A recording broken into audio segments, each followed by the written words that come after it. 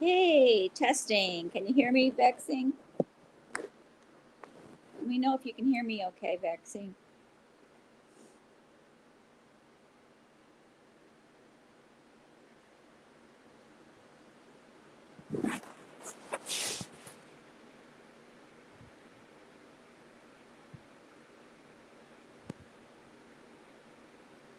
Testing, 1, 2, 3. Can you hear me okay?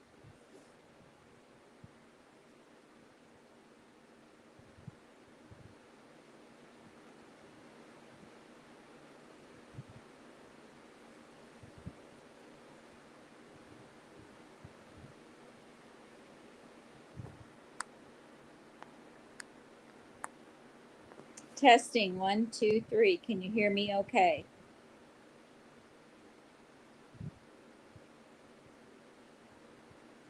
Okay. This is a live reading. It is the Left Behind book 1, titled Left Behind. It is chapter 4. And if you want to go back, I do have all the other chapters 1 through 3, and you can find them under the StreamYard and not StreamYard, under the Left Behind series that I have in a special folder on my YouTube channel. So go in there and go into my YouTube channel, The Real Housewife, and look for not subscriptions. Anyway, just look for what says um, Left Behind series, and you'll see the series before this that I did a reading on. And now we will begin on chapter 4. If you have any problems hearing me, please let me know. Chapter 4. Buck kept pressing a handkerchief soaked with cold water onto the back of his head. His wound had stopped bleeding, but it stung. He found another message in his email inbox and was about to access it when he was tapped on the shoulder. "I'm a doctor. Let me dress your wound." "Oh, it's all right. And just let me do this, pal. I'm going crazy here with nothing to do, and I have my bag. I'm working free today. Call it a rapture special." "A what?" "Well, what would you call what happened?" the doctor said, removing a bottle and gauze from his bag. "This is going to be pretty rudimentary, but we will be sterile." "AIDS." "I'm sorry. Come on, you know the routine." He snapped on rubber gloves. "Have you got HIV or anything fun like that?" "No. And hey, I appreciate this." At that instant, the doctor splashed a heavy dose of disinfectant on the gauze and held it against Buck's scraped head. "Yow! Take it easy. Be a big boy here, stud. This'll hurt less than the infection you'd get otherwise." He roughly scraped the wound, cleansing it and causing it to ooze blood again. "Listen, I'm going to do a little shave job so I can get a bandage to hold. All right with you?" Buck's eyes were watering. "Yeah, sure. But what was that you said about rapture?" "Is there any other explanation that makes sense?" the doctor said, using a scalpel to tear into Buck's hair. A club attendant came by and asked if they could move the operation into one of the washrooms. "I promised to clean up, hon," the doctor said. "Almost done here." "Well, this can't be sanitary, and we do have other members to think about. Why don't you just give them their drinks and nuts, all right? You'll find this just isn't going to upset them that much on a day like this." "I don't appreciate being spoken to that way." The doctor sighed as he worked. "You're right. What's your name, Susie?" "Listen, Susie, I've been rude, and I apologize, okay? Now let me finish this, and I promise not to perform any more surgery right out here in public." Susie left, shaking her head. "Doc," Buck said, "leave me your card so I can properly thank you." "No need," the doctor said, putting his stuff away. "Now give me your take on this. What do you mean about the rapture?" "Another time. Your turn for the phone." Buck was torn, but he couldn't pass up the chance to communicate with New York. He tried dialing direct but couldn't get through. He set his computer to initiate a constant signal search while he looked at the message from Steve Plank's secretary, the matronly Marge Potter. Buck, you scoundrel. Like I don't have enough to do and worry about today. I've got to check on your girlfriend's families. Where did you meet this Hattie Durham? You can tell her I reached her mother out west, but that was before a flood or storm or something knocked phone lines out again. She's perfectly healthy but rattled, and she was very grateful to know her daughter hadn't disappeared. The two sisters are okay too, according to Mom. You are a dear for helping people like this, Buck. Steve says you're going to try to come in. It'll be good to see you. This is so awful. So far, we know of several staffers who disappeared. Several more we haven't heard from, including some in Chicago. Shut up!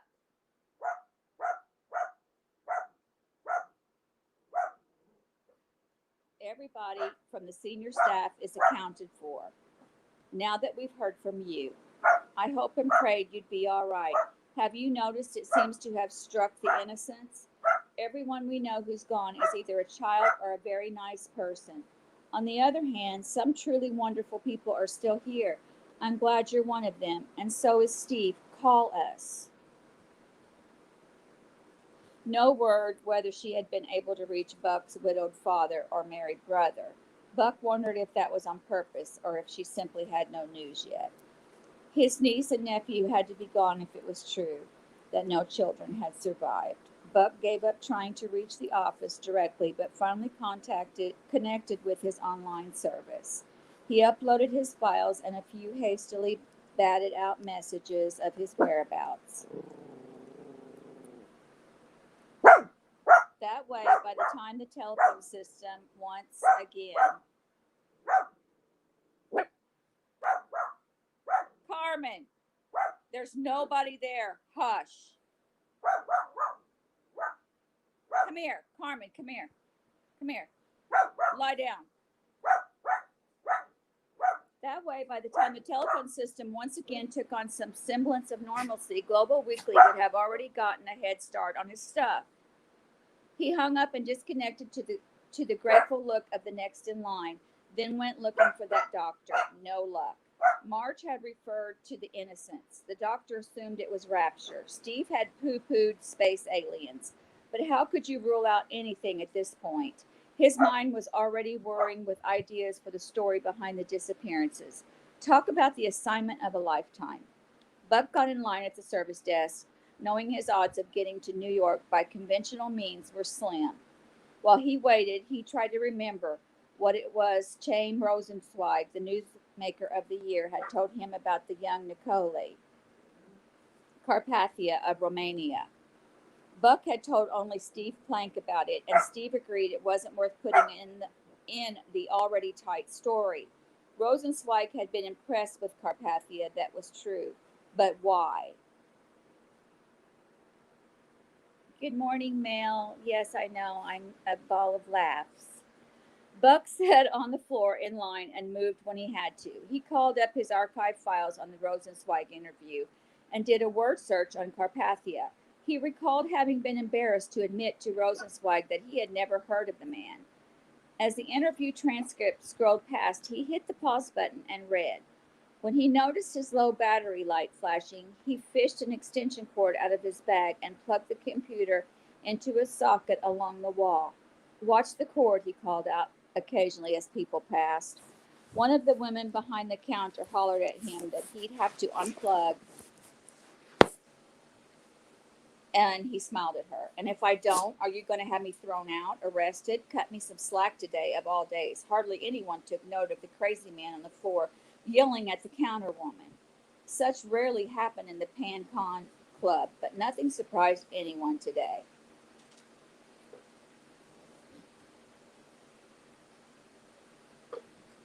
Rayford Steele disembarked on the helipad at Northwest Community Hospital in Arlington Heights, where the pilots had to get off and make room so a patient could be flown to Milwaukee. The other pilots hung around the entrance, hoping to share a cab, but Rayford had a better idea. He began walking. He was about 5 miles from home, and he was betting He could hitch a ride easier than finding a cab. He hoped his captain's uniform and his clean-cut appearance would set someone's mind at ease about giving him a ride. As he trudged along, his trench coat over his arm and his bag in his hand, he had an empty, despairing feeling. But now Hattie would be getting to her condo, checking her messages, trying to get calls through to her family. If he was right that Irene and Ray J. Jr. were gone, where would they have been when it happened? Would he find evidence that they had disappeared rather than being killed in some related accident? Rayford calculated that the disappearances would have taken place late evening, perhaps around 11 p.m. Central Time. Would anything have taken them away from home at that hour? He couldn't imagine what, and he doubted it.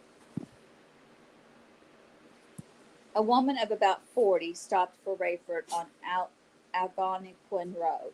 When he thanked her and told her where he lived, she said she knew the area. A friend of mine lives there. Well, lived there. Li Ning, the Asian girl on Channel 7 News. I know her and her husband, Rayford said. They still live on our street. Not anymore. They dedicated the noon newscast to her today. The whole family is gone. Rayford exhaled loudly. This is unbelievable. Have you lost people? Friend Frayed said. She said, her voice queerly, afraid so. About a dozen nieces and nephews. Wow. You? I don't know yet. I'm just getting back from a flight and I haven't been able to reach anybody. Do you want me to wait for you? No, I have a car. If I need to go anywhere, I'll be all right. O'Hare's closed, you know, she said. Really? Since when? They just announced it on the radio. Runways are full of planes, terminals full of people, roads full of cars. Tell me about it. As the woman drove sniffling into Mount Prospect, Rayford felt fatigue he had never endured before. Every few houses had driveways jammed with cars, people milling about. It appeared everyone, everywhere, had lost someone. He knew he would soon be counted among them. Can I offer you anything? He asked the woman as she pulled into his driveway. She shook her head. I'm just glad to have been able to help. You could pray for me if you think of it. I don't know if I can endure this. I'm not much for praying, Rayford admitted. You will be, she said. I never was before either, but I am now. Then you can pray for me, he said. I will. Count on it. Rayford stood in the driveway and waved to the woman till she was out of sight. The yard and the walk were spotless as usual, and the huge home, his trophy house. He unlocked the front door. Carmen! Can you not see I'm busy reading? Carmen, stop! Excuse me, guys. So he unlocked the front door, from the newspaper on the stoop to the closed drapes in the picture window to the bitter smell of burned coffee. When he opened the door, everything pointed to what he dreaded. Irene was a fastidious housekeeper. Her morning routine included the coffee pot on a timer, kicking on at 6,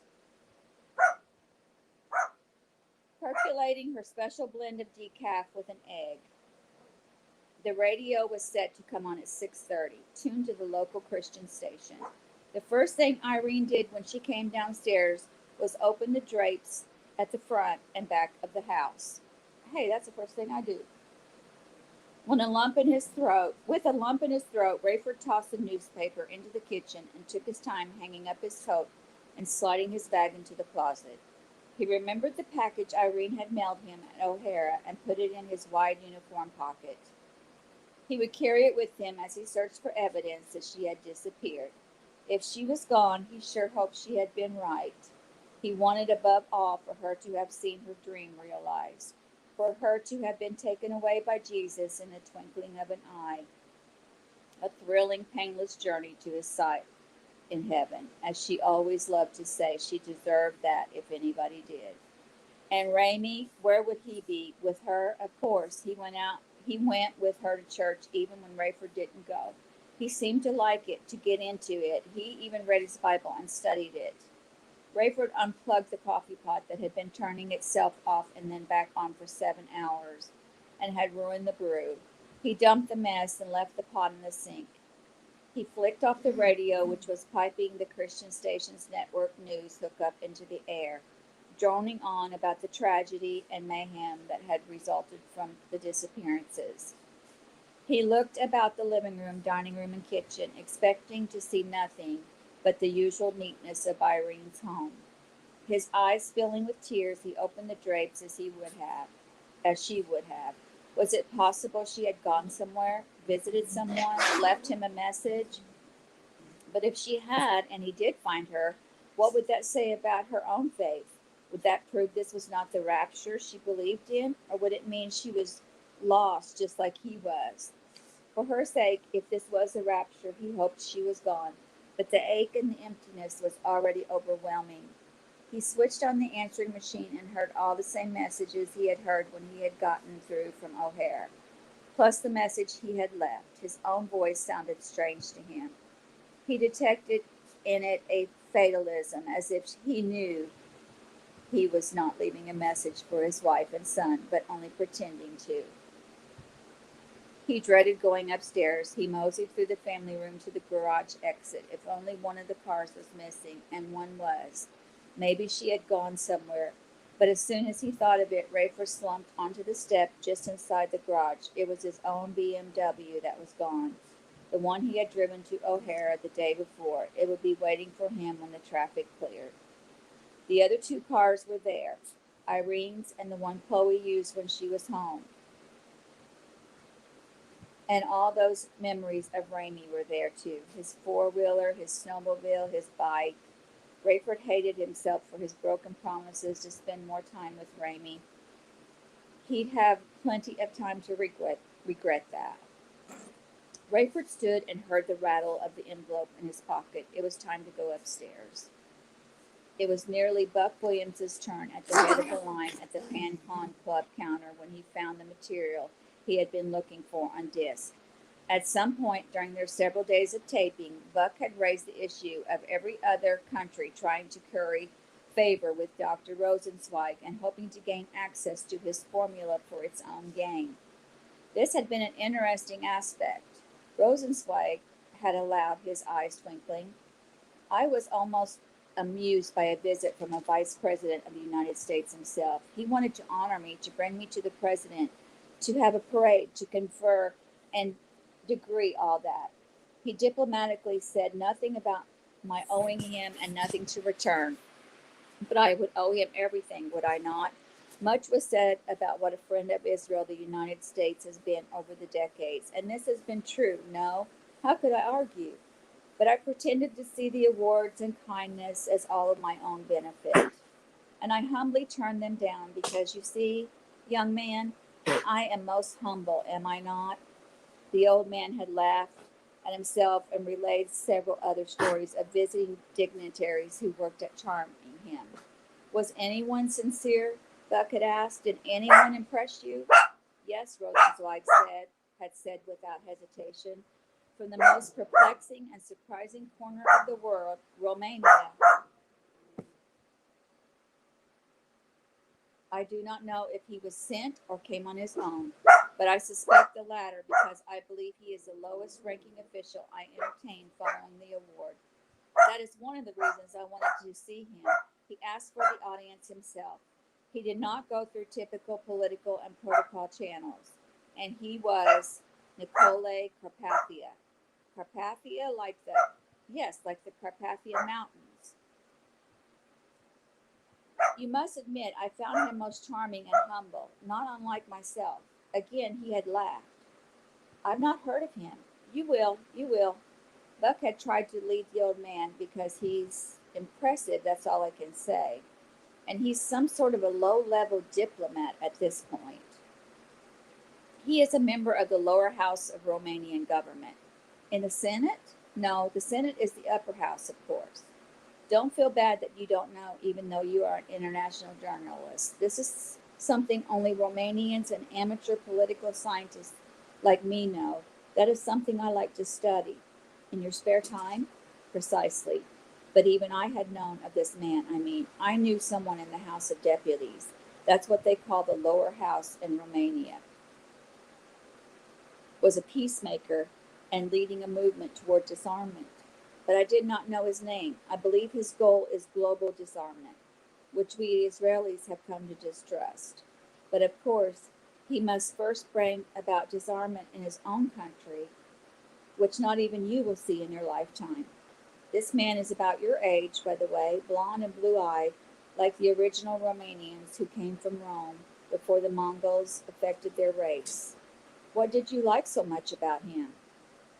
Let me count, Rosenzweig had said. He knew my language as well as his own, and he speaks fluent English. Several others also, they tell me, well educated, but also widely self taught.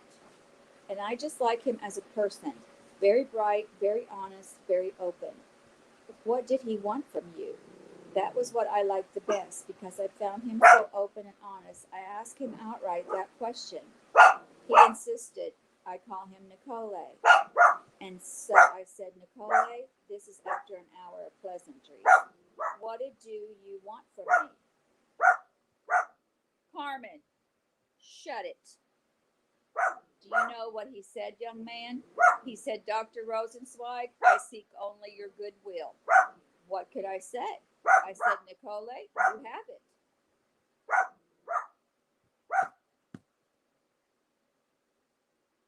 I am a bit of a pacifist myself, you know. I'm going to knock her crazy.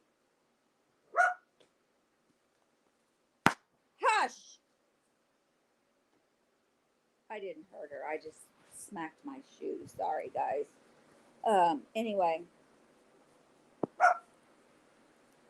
he said, I'm a bit of a pacifist myself, you know, not unrealistically. I did not tell him this. I merely told him he had my goodwill, which is something you also have. I suspect that is not something you bestow easily. That is why I like you and why you have it. One day, you must meet Carpathia. You would like each other. His goals and dreams may never be realized, even in his own country. But he is a man of high ideas. If he should emerge, you will hear of him. And as you are emerging in your own orbit, he will likely hear of you or from you. Am I right? I hope you are. Suddenly, it was Buck's turn at the counter. He gathered up his extension cord and thanked the young woman for bearing with him. And sorry about that, he said, pausing briefly for forgiveness, and was not forthcoming. That was not forthcoming. It's just that today of all days, well, you understand. Apparently, she did not understand. She had a rough day, too. She looked at him tolerantly and said, what can I not do for you? Oh, you mean because I did not do something you asked? No, she said, I'm saying that to everyone. It's my little joke because there's really nothing I can do for anybody. No flights are scheduled today. The airport is going to close any minute. Who knows how long it will take to clear all the wreckage and get any kind of traffic moving again. I mean, I'll take your request and everything, but I can't get your luggage, book you a flight, get you a phone, book you a hotel room, anything we love to do for our members. You're a member, aren't you? Am I a member? Gold or platinum? Lady, I'm like a kryptonite member. He flashed his card showing that he was among the top 3% of air travelers in the world. If any flight had one seat in the cheapest section, it had to be given to him and upgraded to first class at no charge. Oh my gosh, she said, tell me you're not the Cameron Williams from that magazine. I am. Time. Honest. Don't blaspheme. I'm from the competition. Oh, I knew that. The reason I know is that I wanted to get into journalism. I studied it in college. I just read about you, didn't I? Youngest award winner or most cover stories by someone under 12? Funny. Or something. I can't believe we're joking on a day like this, he said. She suddenly clouded over. I don't even want to think about it. So what could I do for you if I could do anything? Here's the thing, Buck said. I have to get to New York. Now, don't give me that look. I know it's the worst place to try to get to right now, but you know people, you know pilots who fly on the side, charter stuff. You know what airports they would fly out of. Let's say I had unlimited resources and could pay whatever I need to. Who would you send me to? She stared at him. I can't believe you asked me that. Why? Because I do know someone. He flies these little jets out of like Pekin and Milwaukee airports. He's expensive, and he's the type who would charge double during a crisis, especially if he knew who you were and how desperate. There won't be any hiding that. Give me that info. Hearing it on the radio or seeing it on television was one thing. Encountering it for yourself was something else. Rayford Steele had no idea how it would feel to find evidence that his own wife and son had vanished from the face of the earth. At the top of the stairs, he paused by the family photos. Irene, always one for order, had hung them chronologically, beginning with his and her great-grandparents, old cracked black and whites of stern-faced, raw-boned men and women of the Midwest. Then came the faded color shots of their grandparents on the 50th wedding anniversaries. Then their parents, their siblings, and themselves. How long had it been since he had studied their wedding photos? Irene with her ancient hairstyle and his so-called fashions from decades past. And those family pictures with Chloe 8 years old holding the baby. How grateful he was that Chloe was still here and that someone he would connect with and, and that somehow he would connect with her. But what did this all say about the two of them? They were lost. He didn't know what to hope and pray for. That Irene and Ramey were still here and that this was not what it appeared. He could wait no longer. Ramey's door was open a crack. His alarm was beeping. Rayford turned it off. On the bed was a book. Ramey had been reading. Rayford slowly pulled the blankets back to reveal Ramey's bull's pajama top, his underpants, and his socks. He sat on the bed and wept, nearly smiling at Irene's harping about Ramey's not wearing socks to bed. He laid the clothes in a neat pile and noticed a picture of himself on the bed table. He stood smiling inside the terminal, his cap tucked under his arm, a 747 outside the window in the background. The picture was signed to Ramey with love, Dad. Under that he had written Rayford Steele, Captain, Pan Continental Airlines, O'Hare. He shook his head. What kind of a dad autographs a picture for his own son? Rayford's body felt like lead. It was all he could do to force himself to stand, and then he was dizzy. Realizing he hadn't eaten in hours, he slowly made his way out of Ramey's room without looking back, and he shut the door. At the end of the hall, he paused before the French doors that led to the master's suite. What a beautiful, frilly place Irene had made it, decorated with needlepoint and country knickknacks. Had he ever told her he appreciated it?